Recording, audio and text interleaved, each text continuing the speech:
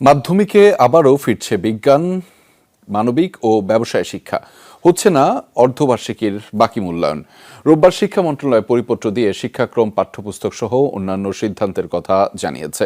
সেখানে বলা হয়, মাধ্যমিকে বিভাজন চালুর পাশাপাশি 2012 সালের শিক্ষাক্রমের অনেক কিছুই ফিরিয়ে আনা হচ্ছে। নতুন সিদ্ধান্ত অনুযায়ী যেসব শিক্ষার্থী আগামী বছর নবম শ্রেণীতে উঠবে তারা আগের মতো নবম ও দশম মিলিয়ে 2 শিক্ষাবর্ষে পাঠ্যসূচি শেষ করে 2027 সালে এসএসসি ও সমমান পরীক্ষায় অবতীর্ণ হবেন। এখন যেসব শিক্ষার্থী নবম শ্রেণীতে পড়ছে তারাও বিভাজনের মাধ্যমেই এসএসসি পরীক্ষা দিবে। আগামী ডিসেম্বর নাগাদ ষষ্ঠ থেকে নবম শ্রেণীর বার্ষিক পরীক্ষা হবে। তবে ষষ্ঠ থেকে নবম শ্রেণীতে চলমান পাঠ্যপুস্তকগুলো এবছর বহাল থাকবে। 2025 সালে যথাসম্ভব সংশোধিত ও পরিমার্জন করা পাঠ্য বই সরবরাহ করা হবে। শিক্ষা মন্ত্রণালয় সিদ্ধান্ত নিয়েছে, প্রাথমিক শিক্ষা স্তরে পরীক্ষাই প্রাধান্য পাবে।